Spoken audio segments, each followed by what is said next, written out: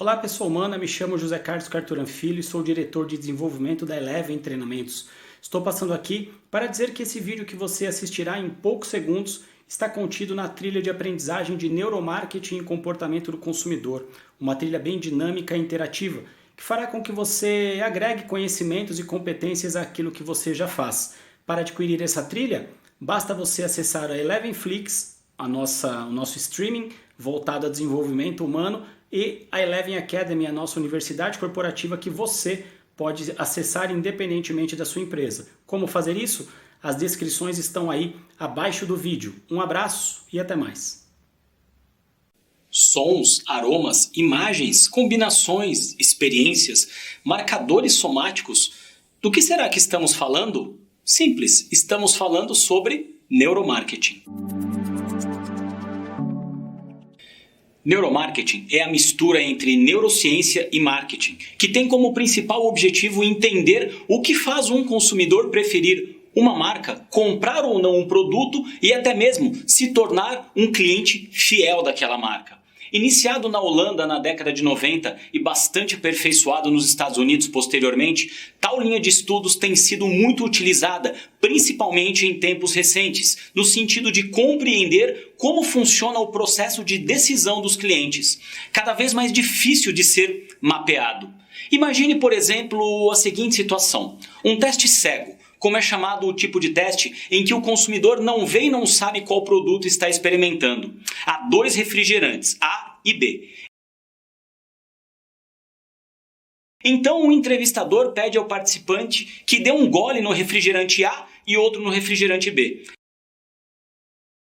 Vale dizer que ambos estão na mesma temperatura, são servidos no mesmo recipiente para minimizar as distorções. Depois, pergunta ao entrevistado qual deles o entrevistado preferiu. O entrevistado responde que preferiu o refrigerante A. O realizador da pesquisa então pede que o entrevistado agora beba um copo inteiro de cada um. A percepção do sabor de um refrigerante pode ser diferente quando se consome uma pequena porção ou uma porção maior. Então, ao beber, o entrevistado pode até inverter a ordem, beber primeiro o refrigerante B e depois o A. Teste feito. O entrevistador novamente pergunta ao entrevistado qual dos refrigerantes ele gostou mais. Novamente, o entrevistado responde que foi o refrigerante A. Finalmente, o entrevistador tira a capa que cobria os dois refrigerantes e o entrevistado toma contato com ambos os produtos. O entrevistador então pergunta: qual desses produtos você pretende comprar? E a resposta do entrevistado, meio que perplexo, surpreso e sem entender muito bem a própria resposta, diz: o B. O quê? O entrevistado ficou doido? Preferiu nos dois testes o sabor do produto A e vai comprar o produto B? Pois saiba que esse estudo é real e, mais do que isso, é bem mais comum do que possa parecer. Percebeu só como a decisão de compra do consumidor é muito menos lógica do que aparenta? Há motivações nas decisões de compra que nem as próprias pessoas reconhecem. O processo de tomada de decisões não acontece de forma racional, lógica e consciente, como costumamos acreditar. E sim, começa no inconsciente, quando determinados estímulos ativam partes específicas do cérebro. Dentre tantas teorias relativas ao cérebro humano e sua relação com os mecanismos de compra, uma delas serve como base atual para estudos de comportamento de consumidor e neuromarketing. Ela diz que o nosso cérebro é o resultado da evolução do cérebro de nossos ancestrais. É conhecida como teoria do cérebro trino ou triuno. De forma bastante simples, o cérebro pode ser dividido em até 3 partes. A primeira, o cérebro dito reptiliano, que controla tudo aquilo que é responsável pela nossa sobrevivência, como respiração e batimentos cardíacos, e é ativado por emoções primitivas, como medo, fome e raiva. A segunda porção do cérebro, o chamado cérebro límbico. Nós processamos as emoções complexas nessa região e ele também é responsável por armazenar dados e é ativado por sensações envolvendo os sentidos e as emoções. E por último, o neocórtex. Essa é a parte que acreditamos utilizar nas tomadas de decisão, já que é a parte que controla o raciocínio e o nosso lado mais social, digamos assim. Estímulos externos como propaganda, sons, aromas ou interações com outras pessoas irão ativar, ainda sem que tenhamos consciência, os sistemas reptiliano e límbico. Uma vez que tomamos uma decisão nesses níveis, o neocórtex procura racionalizar o que foi decidido, dando a sensação de que nossas escolhas são lógicas. Afinal, é essa a parte do cérebro que percebemos funcionar com mais clareza. Imagine você ter que enviar um estímulo consciente toda vez que precisasse respirar ou fazer o seu coração bater. Muito provavelmente não faria mais nada além disso e o cansaço mental seria enorme. Por isso, muitas das nossas decisões também acontecem no piloto automático.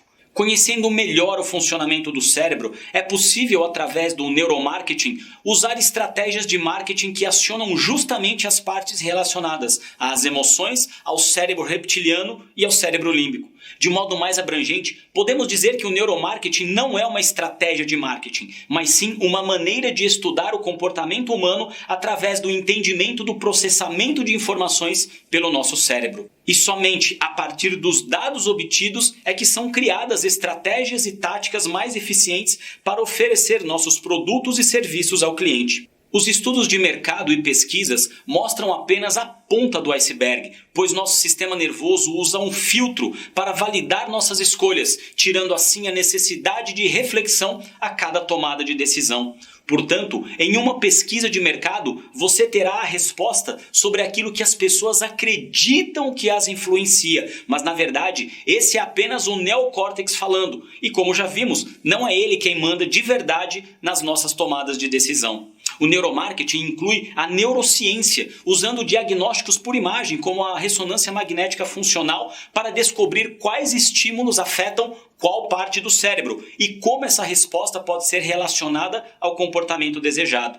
Para que tenhamos ideia da complexidade desses estudos, hoje já se pode mapear em uma propaganda, por exemplo, para onde os olhos das pessoas, os consumidores, costumam estar direcionados. Isso pode guiar, por exemplo, em quais partes de uma peça publicitária, seja estática como um anúncio de revista, ou móvel como uma propaganda veiculada na TV, ou quem sabe na internet, devem ser colocadas as informações principais, como o logotipo, o nome do produto, condições de pagamento e etc.